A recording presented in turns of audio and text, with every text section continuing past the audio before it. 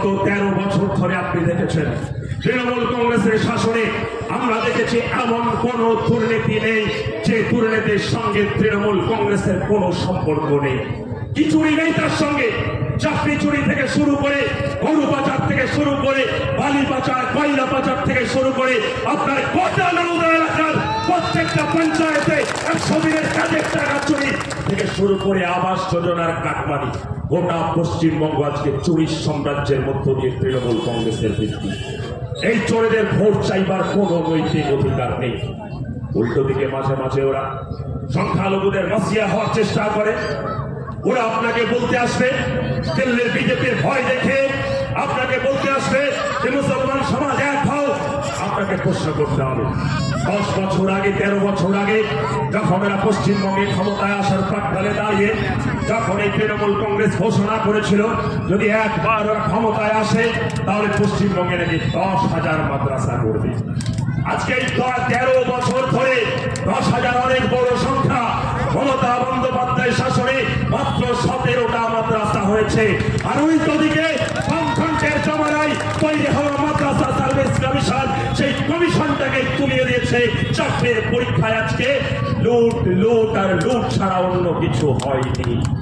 আপনাকে ভাবতে হবে, 34 বছর যখন পশ্চিমবঙ্গে বামফ্রন্টের সরকার ছিল, আপনার এই এলাকার নেতা, প্রয়াত নেতা কমরেড জয়ন্ত বিশ্বাসরা সেই সরকারের প্রতিনিধিত্ব করেছে। আপনি দেখেছেন 1997 সালের পর থেকে প্রতি বছর স্কুল সার্ভিস কমিশনের পরীক্ষা হয়েছে। এখানে বসে আছে কংগ্রেসের মধুদা, সেই সময় কংগ্রেসের রাজনীতি করত। মধুদারাও বলবে, এই এলাকায় যারা কংগ্রেসের রাজনীতি করতো তারাও বলবে কংগ্রেসের সঙ্গে সেই সময় বিভিন্ন রাজনৈতিক কারণে আমাদের মুখোমুখি রাজনৈতিক ভাবে নির্বাচনী সংগ্রাম হয়েছে। কিন্তু 97 সাল থেকে যখন প্রত্যেক বছর স্কুল সার্ভিস কমিশনের পরীক্ষা হয়েছে, নওদার একটা মানুষ বলতে পারবে না যেটা চাকরি পাওয়ার যোগ্যতা একমাত্র আরএসপি আর সিপিআইএম করবার যোগ্যতা বা টাকা দিলে চাকরি পাওয়া যাবে এটা নয়। গোটা রাজ্যের সাধারণ মানুষ যোগ্যতার ভিত্তিতে চাকরি পেয়েছে, মেধার ভিত্তিতে চাকরি পেয়েছে। খোঁজ নিলে দেখতে পাবেন রিক্সাওয়ালার সন্তানও হাই স্কুলের মাস্টার হয়েছে। আজকে এই জমানায় দাঁড়িয়ে থেকে গোটা রাজ্যের চাকরিটাকে আজকে ব্যবসায়ী পরিণত করেছে। 15, 20, 25 লক্ষ টাকায় চাকরি বিক্রি হয়েছে। আজকে আপনি হাইকোর্টের রায়, যে হাইকোর্টের রায় আপনি শুনলেন, 25,753 জন তাদের চাকরি চলে গেছে। তাদের মধ্যে অনেকেই যোগ্যতা সম্পন্ন আছে, তাদের পাশে আমরা আছি। কিন্তু আমরা ভুলবো কি করে কলকাতার মেয়র রোডের পাদদেশে যারা গত 3 বছর ধরে মাথার ঘাম তারা পায়ে ফেলে শীত গ্রীষ্ম বর্ষায় যারা রাস্তায় বসে আছে, তাদের অপরাধ কি ছিল? তারা কেউ অনুব্রত মণ্ডলের মেয়ে নয় বলে, তারা কেউ পরেশ অধিকারের মেয়ে নয় বলে, এখানকার মা ভাগ্নের আত্মীয় নয় বলে তাদের কি চাকরি তারা পাবে না?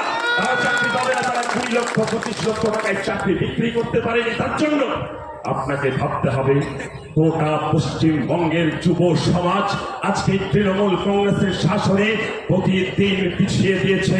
আমার কথা যদি কোনো তৃণমূলী বন্ধু এখানে শোনেন, আপনাকেও বলবো যে ভোট আসলে আপনি হয়তো আমাদের দিকেও লাঠি নিয়ে তেড়ে আসবেন আপনার এলাকার তৃণমূলের নেতাদের কথাতে, কিন্তু আপনি মনে রাখবেন এই মমতা বন্দ্যোপাধ্যায় যতদিন ক্ষমতায় আছে আপনার সন্তানটাও চাকরি পাবে না।